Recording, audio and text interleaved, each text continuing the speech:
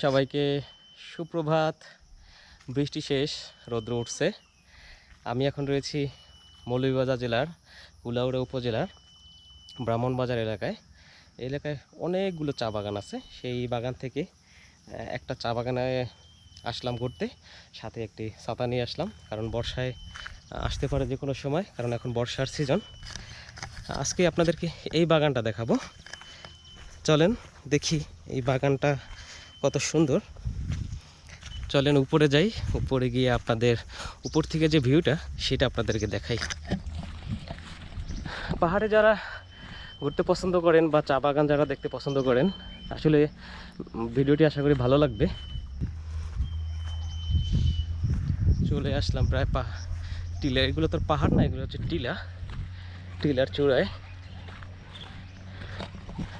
বাহ, খুব সুন্দর একটি ঘর। এরকম বনের ছাউনির ঘর কিন্তু এখন আর আমাদের দেশে নাই বললেই চলে। মনে হয় এই ঘরটা বানাইছে যারা এই বাগানে কাজ করে, তারা যাতে একটু রেস্ট নিতে পারে। দেখেন আমাদের দেশের চা বাগান কত সুন্দর, একদম সবুজের সবুজারণ্য। এখানে উঠতে প্রচুর কষ্ট হয়ে গেছে।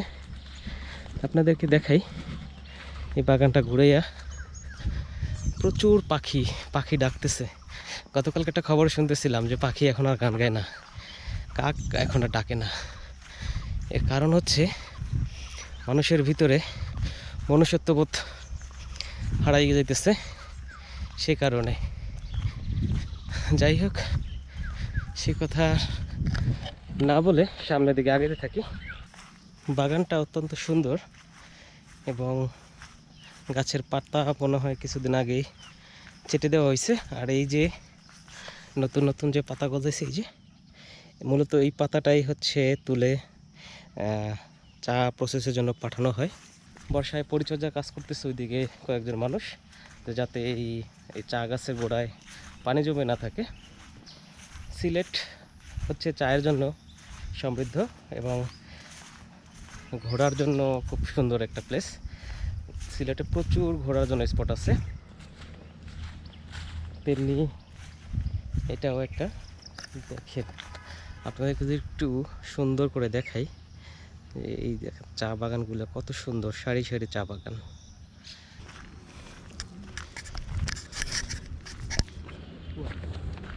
এই কাকা নতুন চারা লাগানো দিছে? হ্যাঁ ভালো আছি। কি চমৎকার দেখেন, পাহাড়ে না আসলে পাহাড়ের সৌন্দর্য উপভোগ করা যায় না। আপনারা হয়তো ভিডিওর মাধ্যমে যে আনন্দটা পাচ্ছেন তার চাইতে বেশি আনন্দ পাচ্ছি আমি। এই যে চায়ের চারাগুলো এখানে রাখা হয়েছে, মূলত এই চায়ের চারাগুলোই হচ্ছে এখানটাতে লাগাবে, যেগুলোতে এখনো লাগানো হয় নাই। কি সুন্দর! এই মনোমুগ্ধকর পরিবেশে না আসলে প্রকৃতির যে প্রকৃতির রূপ সেটা আসলে দেখা সম্ভব না। আমরা এখন ওই পাহাড়টাতে যাব। সিলেট ঘোরার জন্য যেমন বিখ্যাত, তেমনি চায়ের জন্য বিখ্যাত, তেমনি ঘোরার জন্য বিখ্যাত।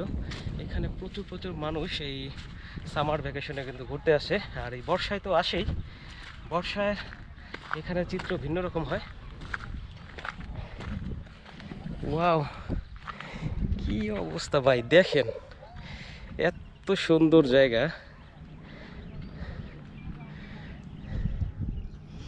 আপনাদের সাথে যদি এই চিত্রগুলো ভাগাভাগি না করি বোধহয় তাহলে কিছুটা কম হয়ে যাবে।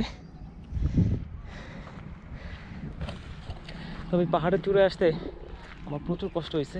দেখেন ঘাম টাম বেরোয়, কী অবস্থা। প্লেন থেকে যেরকম নিচের প্লেন থেকে যেমন আমাদের সমতল ভূমি যেরকম কেমন ঘোলাটে ঘোলাটে মেঘাটে মেঘাটে দেখা যায় না, সেরকম এই চারপাশটা দেখা যেতেছে। আর এই আশপাশের ভিতরে সবচেয়ে যে বড় উঁচু টিলা, সেই টিলাটার উপরে এখন আসলাম। কি ভিউ দেখেন, অবস্থা। এই এই সুন্দর দৃশ্য, এটা কি আসলে কখনো দেখেছেন? যদি না দেখে থাকেন কমেন্ট করে জানাতে পারেন। দেখেন কি অবস্থা ভাই, ওইটার উপরে দেখেন একটা গাড়ি নিয়ে চলে আসছে একজন। ওই যে দেখেন একটা গাড়ি, খুব সুন্দর। এই যে নতুন চায়ের চারা লাগাইতেছে, দেখি ওনারা কি করে, গাছের চারা লাগাচ্ছে নাকি অন্য কিছু। কাকা আপনারা কি গাছের চারা লাগান?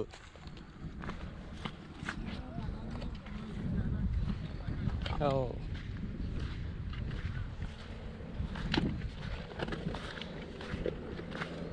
এটা দিয়ে হচ্ছে মানে পানি যাওয়া লাগে না, যাতে পানি না জমে।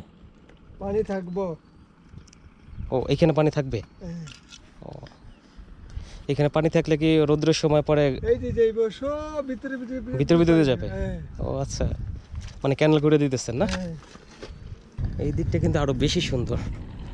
হয়তো ক্যামেরায় অতটা ভালো দেখা যায় না, চোখে যতটা ভালো দেখা যায়। তবে ওই জায়গাগুলোতে যেতে পারলে ভালো হতো, কিন্তু এখন বৃষ্টি তো মূলত সে কারণে ওখানে যাওয়া যাচ্ছে না। এখানে যে যত চা বাগান আছে, তার চাইতে এখানে এই বাগানটা মোটামুটি সুন্দর, এবং শীতের সময় আরও বেশি সুন্দর লাগে। আর এখন বর্ষায় তো ভিন্ন রকম এটা রূপ, সেটা তো আপনারা দেখতেই পাচ্ছেন। কিন্তু এখন কিন্তু চা পাতা তোলার সময় না, চা পাতা তোলার সময় হচ্ছে সেপ্টেম্বর, অক্টোবর, নভেম্বর, ডিসেম্বর, জানুয়ারি, ফেব্রুয়ারি, এই মাসগুলোতে হচ্ছে চা পাতা তোলে। এখন হচ্ছে চায়ের গাছগুলো নতুন প্লান্টেশন করে, নতুন চারা লাগায়, অথবা গাছের যে অন্যান্য পরিচর্যাগুলো আছে সেগুলো এখন করে এই বর্ষার সময়। চলুন আর একটু সামনে এদিকে অনেক সুন্দর সুন্দর জায়গা আছে, সেগুলো আপনাদেরকে দেখাই। আজকের এই বাগানটি আপনাদের কেমন লেগেছে সেটা কমেন্ট বক্সে জানাবেন। আর যদি ভিডিওটি মনে করেন যে অন্য কারোর সাথে শেয়ার করা যায়, তাহলে ভিডিওটি শেয়ার করার অনুরোধ রইল। হ্যাঁ, কত সুন্দর ওই দিকে দেখছেন, কত সবুজ। আমি জানি না এই দিক দিয়ে বেরোইতে পারবো কিনা, তবে এদিক দিয়ে বেরোনোর চেষ্টা করব। আপনারা যারা পাহাড় পছন্দ করেন বা এই চা বাগান ঘুরতে পছন্দ করেন, তারা এই সমস্ত জায়গাতে আসতে পারেন বেড়াতে, ঘুরতে। আশা করি ভালো লাগবে। আপনাদেরকে খুব সুন্দর সুন্দর ভিউ আসলে দেখাতে পেরেছি। যদি ভিডিওটি ভালো লাগে আপনি লাইক করতে পারেন, কমেন্ট করতে পারেন, শেয়ার করতে পারেন। আর যদি ভালো লাগে তাহলে অবশ্যই আপনার মতামত মন্তব্যের ঘরে জানাবেন যে ভিডিওটি কেমন লেগেছে। যদিও আপনাদেরকে পাতা যে তুলে সেই দৃশ্যটা যদি দেখাতে পারতাম ভালো লাগতো, তবে এখন চায়ের পাতা তোলা হয় না, সে কারণেই হচ্ছে আপনাদেরকে দেখাতে পারলাম না। আশা করি পরবর্তী সময় এখানে আসবো, আবার আপনাদেরকে সেই চা পাতা যে তুলে সেই পাতা তোলার দৃশ্য আপনাদের দেখাবো। মনোরম প্রাকৃতিক এই দৃশ্য উপভোগ করতে ঢাকা থেকে বা দেশের বিভিন্ন প্রান্ত থেকে কিন্তু বিভিন্ন মানুষ ছুটে আসে শুধু এই প্রকৃত রূপ উপভোগ করার জন্য। তবে বাংলার এক এক সময় এক এক রূপ ধারণ করে। সেই ধারণের একটি হচ্ছে এই যে আষাঢ় শ্রাবণ মাস। এই মাসটাতে কিন্তু প্রচুর বৃষ্টি হয়, এবং এই যে দেখেন চা গাছের পাতাগুলো কত সুন্দর সবুজ। এই যে দুটি পাতা একটি কুড়ি, চায়ের দেশ ভ্রমণ করি, সেই দুটি পাতার একটি কুড়ি হচ্ছে এই যে, এটাই হচ্ছে দুটি পাতা একটি কুড়ি। তার মানে হচ্ছে এই দুটি পাতা থাকবে আর একটা কুড়ি থাকবে। এই জায়গাটাতে হচ্ছে তারা ছেড়ে এই যে দেখেন এই যে বোটাটা, এখান থেকে হচ্ছে চায়ের পাতা ছেড়ে হয়েছে। এই যে দেখেন, আপনাদেরকে যদি দেখাই, এগুলাতেই হচ্ছে মূলত চায়ের পাতা সংগ্রহ করছে। সংগ্রহ করার পরে এরকম হয়েছে। মনে হয় বেশ কিছুদিন আগে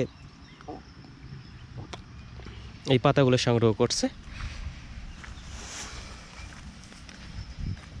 তো সামনের দিকে আগাতে থাকি, এবং এই যে চায়ের বাগানের যে মাঝখানে যে নিচু অংশ, সেই অংশগুলোতে হচ্ছে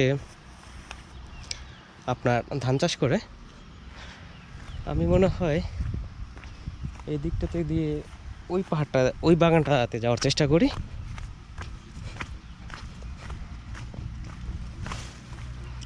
আপনারা যখন যদি বর্ষার সময় এই বাগানগুলো ঘুরতে আসেন, তো অবশ্যই এই যে মাটি দেখছেন, এই মাটিগুলো হচ্ছে প্রচুর পিচ্ছিল থাকে, একটু সাবধানে পা ফেলবেন। সবুজ সবসময় মানুষের আকর্ষণীয় একটা স্থান, সে কারণেই হচ্ছে মানুষ কিন্তু ইট পাথরের শহর ছেড়ে এরকম লোকালয়ে আসে বা একটু সবুজের কাছাকাছি আসে। এই যে দেখেন পাখি কত সুন্দর গান গাচ্ছে। এই যে এই একটা এরকম ঘর এখন কিন্তু আর দেখাই যায় না। এরকম ছনের ঘর এখন আর আমাদের দেশে দেখা যায় না। এটা বোধহয় এখানে যারা কাজ করে তারা যাতে পরিশ্রম হলে বা খাবার খাওয়ার জন্য বা রেস্ট করার জন্য এখানটাতে বসে রেস্ট করে, তেমনটাই মনে হচ্ছে। দেখেন কত সুন্দর, কি সুন্দর ভিউ।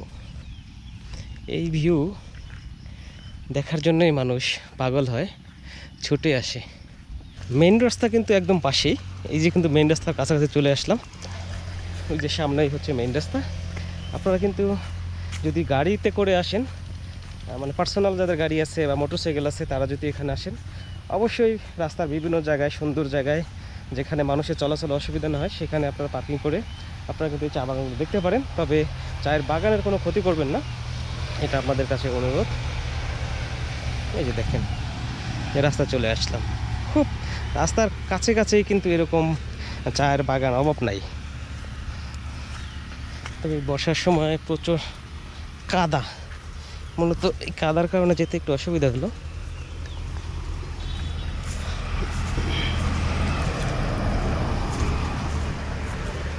এটাই হচ্ছে মেইন রোড। যে দেখেন এটা হচ্ছে মেইন রাস্তা।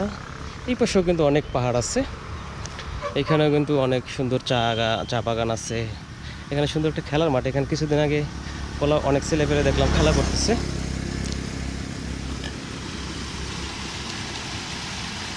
এই যে পাহাড়ের যে পানিগুলো, সেই পানিগুলো হচ্ছে এখান দিয়ে নেমে যাচ্ছে। আজকের এই চা বাগানটি আপনাদেরকে মোটামুটি ঘুরিয়ে দেখানোর চেষ্টা করছি। আশা করি ভিডিওটি ভালো লাগছে। যদি ভালো লাগে লাইক কমেন্ট শেয়ার করতে পারেন।